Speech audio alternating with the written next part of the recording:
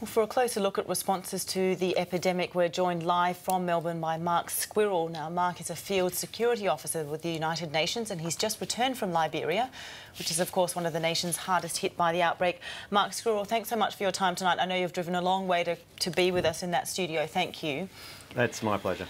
Talk us through first the situation in Monrovia, where you've been based, and how are things going there?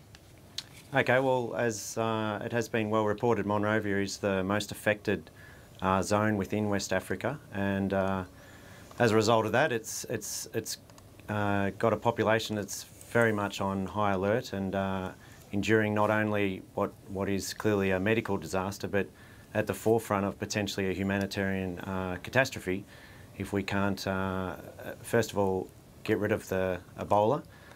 Soon it will be a really, really big problem as far as food security is concerned and potentially security in general as well. Mark, before we pursue some of those things you raised there, now that you're back, what sort of reactions have you been getting as you tell people where you've been? Oh, well, some people actually come up and give me a hug and kiss and say thanks very much and it's great to have you back, and others, as you can expect, are very hesitant and keep their distance. So, you know, it's been quite confronting for me to just be going down to the local primary school and feeling as though I'm the one who might be putting others in harm's way. So it's been a mixed set of experiences since I've returned. When you actually came back through the airport, Mark, you obviously had to write down where you had been. Did you have any extra kind of security screening or health screening when you came back through? Yeah, so as I'm sure you're aware, there is a section there that asks you whether or not you've been to Africa or not, and as soon as you tick yes to that, then you're asked to step aside, and there's a great process of a series of questions just to identify what level of risk that I might have been exposed to, and then as a result of that, I'm given a card with information that it gives me a basic insight into what I need to do if I'm starting to feel ill. If I reflect upon that, I'm not sure if that's what I really needed. Having been there a month, I was fully on top of what I needed to do. Probably a bit more detail on what I would be expected to do should I incur a fever would probably be a little bit more helpful. It was very, very general, the guidelines that were given. So you didn't have to go into self-imposed quarantine for any period upon returning? No, not at all. And being over there as a field security officer, my job was to work out what we were going to do with staff should they start to show the signs and symptoms. So I was fully aware that when I come back home, I've got up to 21 days to make sure that I'm able to continue to monitor myself and then take the appropriate action, which is isolating myself immediately and then getting myself to medical care. Mark, in terms of the work that you were doing over there in Liberia, from what I understand, you found a separate accommodation block for people to kind of, in a sense, self-impose their own quarantine there, and in a sense suggesting that going straight to an Ebola treatment centre is not necessarily the best way to do things.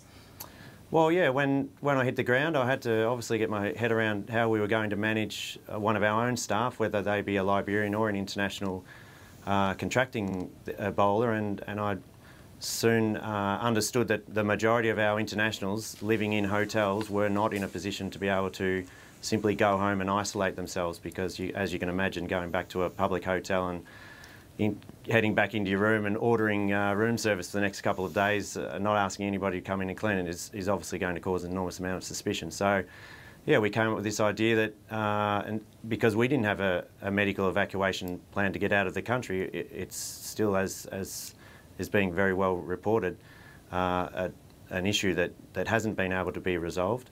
We recognised that we needed to have some safe space for people to go into in those initial few days where we could work out whether or not they've got Ebola or malaria or Lassa fever, or they're just heavily hungover from the night before, because all of the signs and symptoms of those issues are exactly the same. And the last place that I wanted to be sending a staff member is straight to an overcrowded, overfilled Ebola treatment unit where it's essentially a one-way trip. You go in and it's inevitable. Even if you've got malaria, it won't be long before you'll pick up Ebola, and then there's no point coming back out.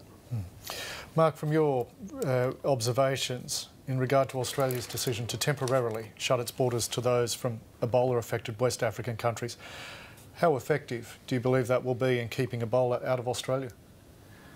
I'm not sure that's going to have a big impact. It might appear to on the surface, but the way that we will continue to make sure that we haven't got an issue here in Australia is by making sure that we are just educating those who are coming back, giving them the knowledge, but also maybe the equipment. So I've gone out and bought myself a thermometer.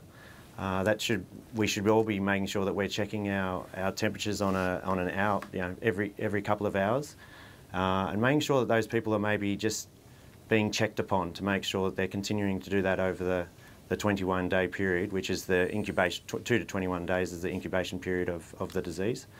And having them go straight to a health facility is the thing that's going to cause. Is going to prevent it from spreading throughout the community.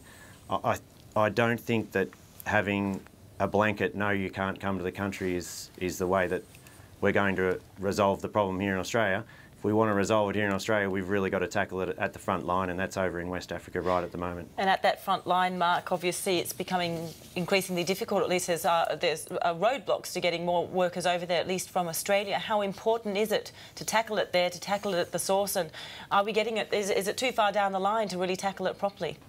Look, I don't think it's too far down the line at the moment, but in a couple of months it absolutely will be. So if you look at the statistics, they're only going further and further up.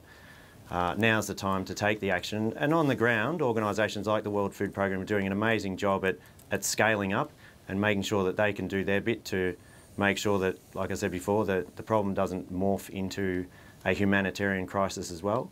On the Ebola front, there's some great work being done by MSF to manage the existing Ebola treatment units, and alongside that, there's an enormous amount of effort to build new Ebola treatment units. But what I'm a little bit concerned about is whether or not we will have in the next coming weeks and months the staff to work in those new Ebola treatment units. The first wave of professionals in the medical field have gone in there now, and 2 or 3 months down the track, many of them are going to have to come out. And if we're not supplementing them with giving more resources to organisations such as Médecins Sans Frontières and looking towards getting in foreign medical teams such as Australian medical assistance teams and combining them with the Australian Defence Force to get in there and provide that level of assistance, it will get out of control. Mark Squirrell joining us there live from Melbourne. We so appreciate your time tonight for driving so far to be with us. Thank you so much. Thanks, Mark. Thank you.